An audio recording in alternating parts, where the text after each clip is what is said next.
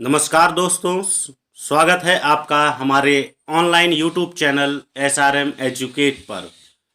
मैं संतोष कटियार स्वागत करता हूं आपका हमारे ऑनलाइन इंस्टीट्यूट चैनल संस्था SRM एजुकेट पर एक पहल प्रयास से सफलता की ओर। जैसा कि आज के थंबनेल को आप देख रहे हैं तो आप समझ रहे होंगे कि आज का विषय क्या है। जैसा कि आप देख रहे हैं, कोरोना काल के दौरान सुर्खियों में राज्यसभा चुनाव। जी हां, हम बात करेंगे राज्यसभा चुनाव की, जो कि कोरोना काल के दौरान किया जाएगा और जिसकी वजह से यह अपने आप में एक बहुत ही सामरिक मुद्दा बन चुका है, अपने आप में एक सुर्खी का मुद्दा बन चुका है। हम देखेंगे इस वीडियो में 18 सीटों पर 19 जून को किस प्रकार से चुनाव की घोषणा की गई या किस प्रकार से ये चुनाव कराए जाएंगे। साथ ही साथ हम जानेंगे राज्यसभा के बारे में और राज्यसभा के सदस्यों के बारे में, और साथ ही साथ अन्य जानकारियों को जुटाएंगे जो कि राज्यसभा के दृष्टिकोण और राज्यसभा के चुनाव से हमारे लिए महत्वपूर्ण हैं। तो आइए शुरुआत करते हैं। जल्दी से वीडियो को शेयर कर दें और जल्दी जल्दी ऑनलाइन आ जाएं। वीडियो को शेयर करें, लाइक करें, चैनल को सब्सक्राइब करें। आइए शुरुआत करते हैं अपने पहले कंटेंट की। तो पहला कंटेंट है, चर्चा में क्यों है राज्यसभा चुनाव।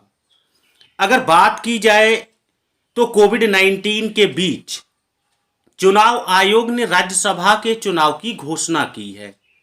कोविड-19 के बीच राज्यसभा की 18 सीटों के लिए 19 जून को चुनाव होना है। जैसा कि आप जान रहे हैं 18 सीटें हैं, तो एग्जामिनेशन पॉइंट ऑफ व्यू से आपको याद रखना होगा ये 18 सीटें कहां कहां से आएंगी। तो हम देख रहे हैं आंध्र प्रदेश, गुजरात की 4-4 सीटों पर, मध्य प्रदेश और राजस्थान की 3-3 सीटों पर, झारखंड की 2 सीट, मेघालय और मणिपुर की 1-1 सीट पर मतदान होना है। जैसा कि आप जान रहे हैं इनकी संख्या 18 होगी और जो कि 19 जून को प्रस्तावित किया गया है। बात की जाए कोविड-19 कोरोना वायरस जैसी वैश्विक आपदा के दौरान यह चुनाव कराया जाना अपने आप में बहुत बड़ा मुद्दा है। आगे देखते हैं कि चुनाव आयोग किस प्रकार से चुनाव को कंडक्ट कराता है और किस प्रकार से इस व्यवस्था को आगे ले जाता है। तो आइए देखते हैं इसके अन्य प्रावधानों की बात करते हैं। तो अन्य प्रावधानों में ये चर्चा में क्यों आया उसको देखते हैं। आइए देखते हैं। पहले ये चुनाव मार्च में होने वाले थे, लेकिन कोरोना वायरस महामारी के चलते चुनाव आयोग ने इलेक्शन टाल दिया था। बात की जाए इस चुनाव की तो यह चुनाव पहले मार्च में होने वाले थे, लेकिन जैसा आपने देखा कि कोविड-19 कोरोना वायरस एक वैश्विक महामारी जो कि भारत में बहुत तेजी से वर्तमान समय में पैर पसार रही है, उसको देखते हुए चुनाव आयोग ने मार्च में होने वाले राज्यसभा चुनाव को टाल दिया था। उसके पश्चात आज आप देख रहे हैं इस वीडियो के माध्यम से कि चुनाव आयोग ने दोबारा घोषणा की है, राज्यसभा चुनाव की बात की है, जिसमें आपने देखा है कि 19 तारीख को 19 जून को आपका चुनाव होगा। तो आइए चलते हैं। हमने देखा यह चुनाव चर्चा में क्यों है। अब आइए देखते हैं थोड़ा अपने राज्यसभा के बारे में। तो आइए अगली स्लाइड लेते हैं। राज्यसभा के बारे में अगर बात की जाए तो एग्जामिनेशन पॉइंट ऑफ व्यू से जो भी क्वेश्चंस बनेंगे उनको यहां पर शामिल किया गया है। जैसा कि आप देख रहे हैं पॉइंट वाइज इसको समझाने की कोशिश की गई है। भारतीय संविधान के अनुच्छेद 80 में राज्यसभा के गठन का प्रावधान है। बिल्कुल सही है। आप यह जान सकते हैं कि अनुच्छेद 80 राज्यसभा के गठन का प्रावधान करता है। यह संसद का एक अंग है। जैसा कि आप ये भी जानते हैं कि पार्लियामेंट्री सिस्टम जो है, संसद के जो अंगों की बात की गई है तो यहाँ पे राज्यसभा, लोकसभा और राष्ट्रपति होते हैं। इस प्रकार से यह संसद का एक महत्वपूर्ण अंग माना गया है। अगर बात की जाए तो इसे संसद का उच्च सदन, अपर हाउस कहा जाता है। जी हां, संसद का अपर हाउस के नाम से जाना जाता है राज्यसभा को। आइए बात करते हैं नेक्स्ट पॉइंट की। तो भारत के उपराष्ट्रपति राज्यसभा के पदेन सभापति होते हैं। जैसा कि आप जानते हैं, वर्तमान समय में उपराष्ट्रपति एम वेंकैया नायडू जी राज्यसभा के पदेन सभापति हैं। यह एक स्थायी सदन है जो कभी विघटित नहीं होता है। Most important point examination point of view से कि कभी भी विघटित नहीं होने वाला सदन कौन सा कहलाता है या कौन सा है। तो आप देख रहे हैं कि राज्यसभा एक ऐसा सदन जो कभी विघटित नहीं होता है। जी हाँ, तो यहां पर हमने देखा अनुच्छेद 80 राज्यसभा का प्रावधान, फिर हमने देखा यह संसद का एक अंग है, और उसके बाद हम देख रहे हैं कि इसे अपर हाउस के नाम से भी जाना जाता है, और भारत के उपराष्ट्रपति राज्यसभा के पदेन सभापति होते हैं। तो आइए चलते हैं, अब देखते हैं इसके अन्य प्रावधानों की बात करते हैं और देखते हैं राज्यसभा के बारे में अन्य प्रावधान। नेक्स्ट स्लाइड लेते हैं और देखते हैं। अन्य प्रावधानों की बात की जाए तो आप देख रहे हैं कि प्रत्येक 2 वर्ष बाद राज्यसभा के 1/3 सदस्य सेवानिवृत्त हो जाते हैं। जी हां, प्रत्येक कितने वर्ष बाद? 2 वर्ष बाद सभा के 1/3 सदस्य सेवानिवृत्त हो जाते हैं। यह सदन राज्यों एवं केंद्र शासित प्रदेशों का प्रतिनिधित्व करता है। जी हां, जैसा कि आप देख रहे हैं राज्यसभा में चुनाव की जो घोषणा की गई है वो कुछ राज्यों से कुछ सीटों पर बात की गई है। तो यह सदन एक प्रकार से केंद्र शासित प्रदेश और राज्यों का प्रतिनिधित्व करता है। बात की जाए अगर वर्तमान समय में, तो इसके सदस्यों की अधिकतम संख्या की बात की जाए तो 250 हो सकती है। इसमें 238 सदस्य राज्यों एवं केंद्र शासित प्रदेशों से आते हैं, वहीं 12 सदस्य राष्ट्रपति द्वारा मनोनीत किए जाते हैं। जी हाँ, ये पॉइंट आपके एग्जामिनेशन पॉइंट के लिए बहुत ही इंपॉर्टेंट है। ऑल वनडे एग्जामिनेशन, जैसा कि आप देख रहे हैं, प्रस्तावित किया गया है।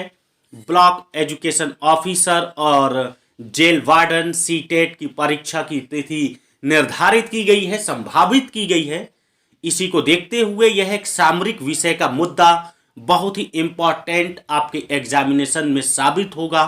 तो ध्यान से देखिए इस वीडियो को और स्क्रीनशॉट और किसी भी प्रकार से मैटर को कलेक्ट करते रहिए। तो यहां पर हम बात कर रहे थे कि 12 सदस्य राष्ट्रपति द्वारा मनोनीत किए जाएंगे और 238 सदस्य राज्यों तथा केंद्र शासित प्रदेशों से आते हैं। आइए चलते हैं, देखते हैं अन्य प्रावधानों को। बात करते हैं राज्यसभा के अन्य प्रावधान। तो आइए देखते हैं चुनाव की बातें। बात की जाए राज्यसभा का चुनाव, तो राज्यों का प्रतिनिधित्व किस हिसाब से किया जाएगा, आइए देखते हैं। जहां आप देख रहे हैं राज्यसभा में राज्यों के प्रतिनिधि का निर्वाचन राज्य की विधानसभा के निर्वाचित सदस्यों द्वारा किया जाता है। जी हां, राज्यों की विधानसभा के निर्वाचित सदस्य यानी कि एमएलए द्वारा किया जाता है। इनका चुनाव आनुपातिक प्रतिनिधित्व पद्धति के अनुसार एकल संक्रमणीय मत द्वारा होता है। और बात की जाए राज्यों की सीटों का आवंटन उनकी संख्या के आधार पर किया जाता है। जी हां, तो यहां पर हमने देखा कि राज्यसभा सदस्य मेंबर ऑफ पार्लियामेंट राज्यसभा को चुनने वाले मत देने वाले सदस्य विधानसभा के निर्वाचित सदस्य होते हैं, जिनको आप एमएलए यानी कि विधायक के भी नाम से जानते हैं। तो यह था राज्यसभा का चुनाव संबंधित प्रावधान।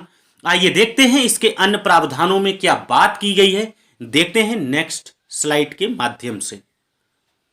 अगर बात की जाए मित्रों केंद्र शासित प्रदेशों का प्रतिनिधित्व, तो राज्यसभा में केंद्र शासित प्रदेशों के प्रतिनिधि निर्वाचन मंडल के सदस्यों द्वारा अप्रत्यक्ष रूप से चुने जाते हैं। जहां पर बात हो रही है केंद्र शासित प्रदेशों के प्रतिनिधित्व की। साथ ही साथ अगर बात की जाए तो इसके लिए विशेष रूप से एक निर्वाचन मंडल का गठन है और यह चुनाव आनुपातिक प्रतिनिधित्व प्रणाली पर है। आइए देखते हैं अन्य प्रावधानों की बात करते हैं।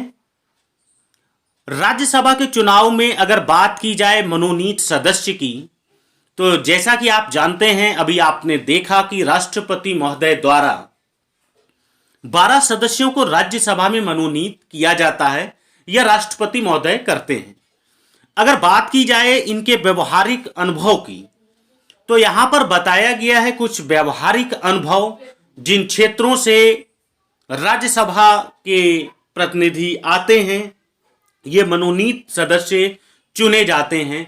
इन क्षेत्रों की अगर बात की जाए तो कला, साहित्य, विज्ञान, समाज सेवा इत्यादि क्षेत्रों से ये सदस्य चुने जाते हैं, जिनको राष्ट्रपति महोदय मनोनीत करते हैं, जिनकी संख्या वर्तमान समय में 12 है। तो ये था हमारा राज्यसभा चुनाव। कोरोना काल के दौरान राज्यसभा चुनाव सुर्खियों में। आज का वीडियो कैसा लगा आपको कमेंट बॉक्स में जरूर बताएं।